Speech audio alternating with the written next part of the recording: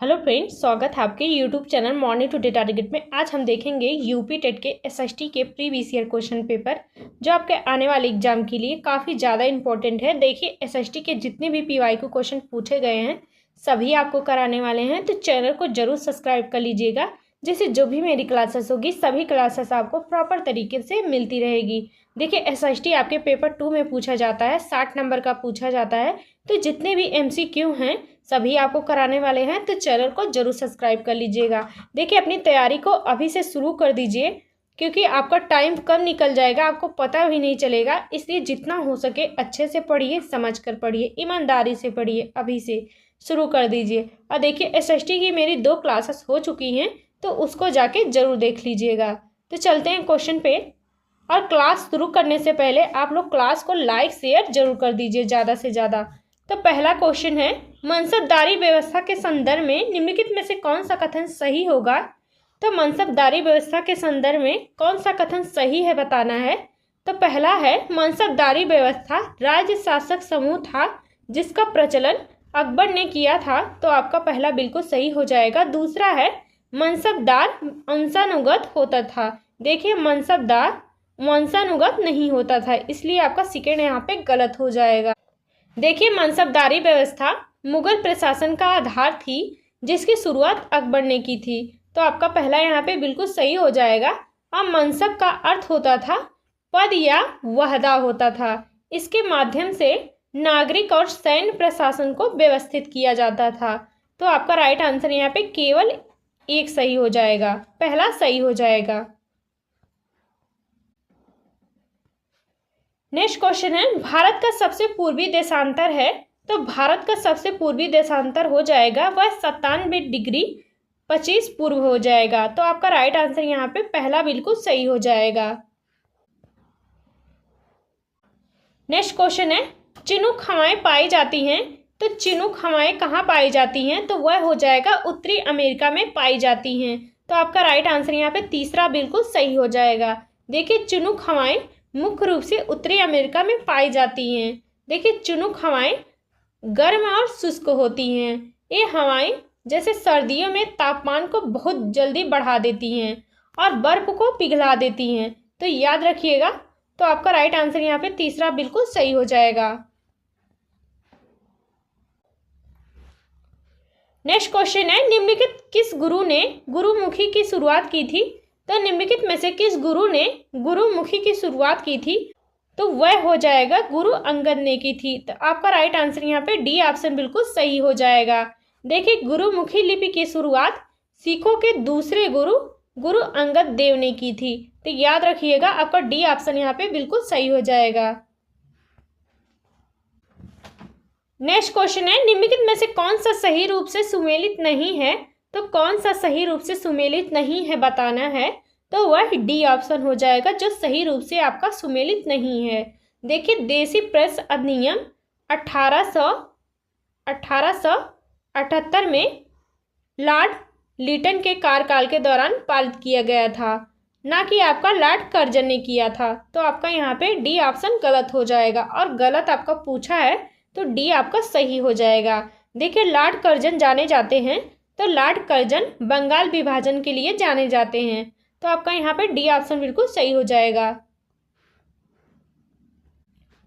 Next question है, सत्यशोधक समाज ने संगठित किया था, तो वह हो जाएगा महाराष्ट्र में जाति विरोधी आंदोलन के लिए, तो आपका यहाँ पे तीसरा ऑप्शन बिल्कुल सही हो जाएगा। देखिए, इसकी शुरुआत हुई थी, तो सत्यशोधक समाज की स्थापना हुई थी, तो वह हुई थी 24 सितंबर 1873 में हुई थी सत्यशोधक समाज की स्थापना। और देखिए, किस स्थान पर हुई थी, तो महाराष्ट्र में हुई थी सत्यशोधक समाज की स्थापना। और देखिए, इस आंदोलन की शुरुआत क्यों किया गया था, क्या कारण था इस आंदोलन को शुरू करने के लिए। जैसे उस समय निचली जातियों के साथ बहुत भेदभाव होता था, इसलिए ज्योतिबा राव फूले ने उन्हें उनका हक दिलाने और भेदभाव को खत्म करने के लिए यह आंदोलन चलाया था। देखिए, ज्योतिबा राव फूले का मानना था कि सबको शिक्षा की जरूरत है और सबको शिक्षा का अधिकार मिलना चाहिए, तो आपका राइट आंसर यहाँ पे सी ऑप्शन बिल्कुल सही हो जाएगा। नेक्स्ट क्वेश्चन है, केंद्र सरकार द्वारा राज्यों की दी जाने वाली वित्तीय सहायता किस किस संस्तुतियों के आधार पर की जाती है? तो वह हो जाएगा वित्त आयोग के आधार पर की जाती है। यहाँ पे इसका डी ऑप्शन बिल्कुल सही हो जाएगा। देखिए अनुच्छेद 280 के तहत राष्ट्रपति हर 5 साल में इसे बनाते हैं। बनाने का क्या कारण है? देखिए बनाने का कारण है ताकि राज्यों को अपनी ज़रूरतों को पूरी करने के लिए सही मात्रा में फंड और वित्तीय सहायता मिल सके। इसलिए आपका राइट आंसर यहाँ पे डी ऑप्शन बिल्कुल सही हो जाएगा। नेक्स्ट क्वेश्चन है, भारतीय राष्ट्रीय कांग्रेस के निम्नांकित अधिवेशनों में से किस अधिवेशन में बाल गंगाधर तिलक ने कहा स्वराज्य मेरा जन्मसिद्ध अधिकार है, मैं इसे लेकर रहूंगा? तो किस अधिवेशन में कहा था? तो वह हो जाएगा लखनऊ अधिवेशन 1916 में कहा था। तो आपका राइट आंसर यहाँ पे डी ऑप्शन बिल्कुल सही हो जाएगा। नेक्स्ट क्वेश्चन है, निम्नलिखित में से किसने भारत की प्राचीन कला परंपरा को पुनर्जीवित करने हेतु भारतीय प्रचार कला संस्था की स्थापना की थी? तो वह हो जाएगा, यहाँ पे इसका राइट आंसर सही हो जाएगा, पहला हो जाएगा अरविंद नाथ टैगोर ने की थी। तो आपका राइट आंसर यहाँ पे पहला बिल्कुल सही हो जाएगा। नेक्स्ट क्वेश्चन है, एक व्यक्ति जो कि संसद नहीं है को मंत्रिपरिषद का सदस्य बनाया जाता है, लेकिन उसे किसी भी एक सदन की सदस्यता निश्चित अवधि में प्राप्त करनी होगी और वह अवधि क्या है? तो वह हो जाएगा 6 माह है। तो आपका यहाँ पे राइट आंसर सेकंड ऑप्शन बिल्कुल सही हो जाएगा। देखिए यदि कोई व्यक्ति जो संसद के किसी भी सदन, लोकसभा या राज्यसभा का सदस्य नहीं है, तो यदि उसे मुख्यमंत्री नियुक्त किया जाता है तो जिस दिन वह नियुक्त हुआ होता है उसी तारीख के 6 महीने के भीतर संसद का सदस्य बनना अनिवार्य है उसको। तो आपका राइट आंसर यहाँ पे सेकंड ऑप्शन बिल्कुल सही हो जाएगा। नेक्स्ट क्वेश्चन है, मुस्लिम लीग ने प्रत्यक्ष कार्रवाई दिवस के लिए चुना था। तो मुस्लिम लीग ने प्रत्यक्ष कार्रवाई दिवस के लिए कौन सा दिन चुना था? तो वह हो जाएगा, यहाँ पे इसका डी ऑप्शन सही हो जाएगा, 16 अगस्त 1946 को चुना था। तो आपका राइट आंसर यहाँ पे डी ऑप्शन बिल्कुल सही हो जाएगा। देखिए मुस्लिम लीग ने 16 अगस्त 1946 को प्रत्यक्ष कार्यवाही दिवस के रूप में चुना था। तो आपका राइट आंसर यहाँ पे डी ऑप्शन बिल्कुल सही हो जाएगा। देखिए जितने भी क्वेश्चन है सारे इंपॉर्टेंट है, तो एक भी क्वेश्चन मिस मत करिएगा, लास्ट तक क्लास में जरूर बने रहिएगा। और जो लोग देखिए बहुत लोग हैं रील देखते हैं, बहुत लोग रील में इतने कमेंट करते हैं, इतने देखते हैं और लेकिन एक कमेंट पढ़ाई के लिए नहीं कर सकते हैं। तो आप लोग ज़रूर बताया करिए अपना स्कोर कि आपका 30 क्वेश्चन में से कितने क्वेश्चन सही हैं। और जितनी भी देखिए मेरी क्लासेस हो चुकी हैं तो उसको जाके ज़रूर देखिए यूपी टेट की। अगर आपको पढ़ना है तो देखिए ईमानदारी से पढ़िए, अच्छे से पढ़िए ताकि आपका क्लियर हो सके। नहीं तो देखिए एक तो वैकेंसी नहीं आ रही है, एक तो आप लोग पढ़ते नहीं हैं तो गड़बड़ हो जाएगी। तो जितना हो सके क्वेश्चन प्रैक्टिस कीजिए, अच्छे से पढ़िए। तो नेक्स्ट क्वेश्चन देखते हैं। नेक्स्ट क्वेश्चन है, कोडरमा किस खनिज के लिए प्रसिद्ध है? तो कोडरमा किस खनिज के लिए प्रसिद्ध है? तो वह हो जाएगा अभ्रक के लिए है। यहाँ पे इसका तीसरा ऑप्शन बिल्कुल सही हो जाएगा। देखिए अभ्रक झारखंड के कोडरमा जिले में पूरे विश्व में अपनी उच्च गुणवत्ता वाले अभ्रक भंडार के लिए प्रसिद्ध है। तो याद रखिएगा आपका राइट आंसर यहाँ पे तीसरा ऑप्शन सही हो जाएगा। नेक्स्ट क्वेश्चन है, निम्नांकित में से कौन सा संसाधन नवीकरणीय नहीं है?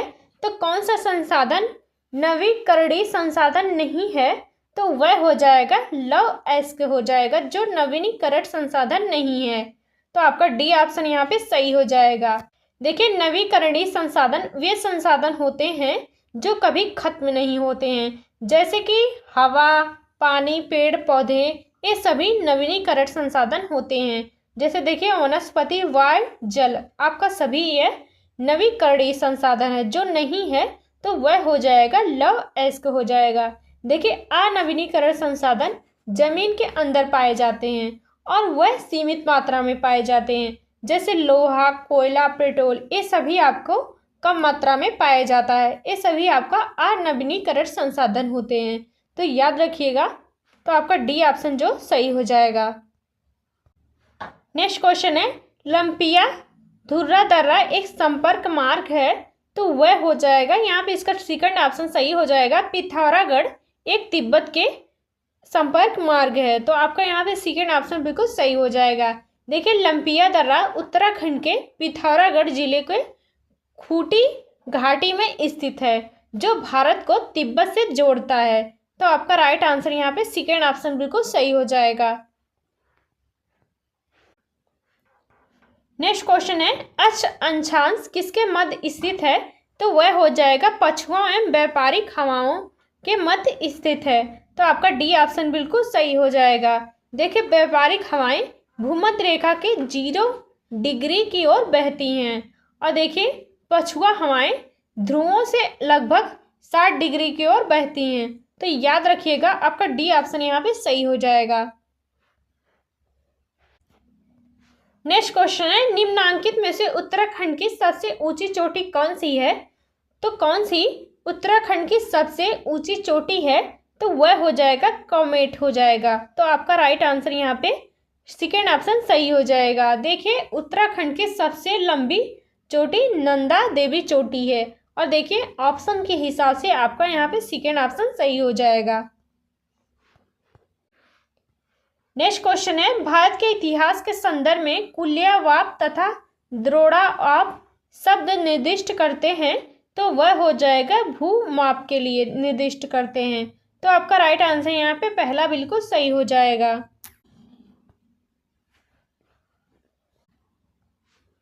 नेक्स्ट क्वेश्चन है, प्रथम पिछड़ा वर्ग आयोग के अध्यक्ष कौन थे, तो प्रथम पिछड़ा वर्ग के आयोग के अध्यक्ष कौन थे, तो वह हो जाएगा काका साहेब कालेकर थे। तो आपका राइट आंसर यहाँ पे सेकंड ऑप्शन बिल्कुल सही हो जाएगा।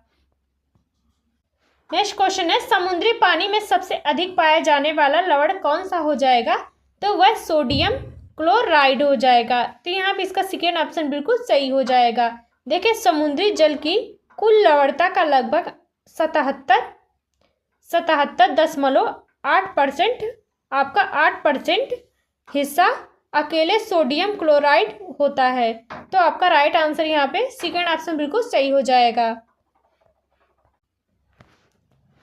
नेक्स्ट क्वेश्चन है, भारतीय संविधान की 10वीं अनुसूची संबंधित है, तो भारतीय संविधान की 10वीं अनुसूची किससे संबंधित है, तो वह हो जाएगा दल बदल से संबंधित है।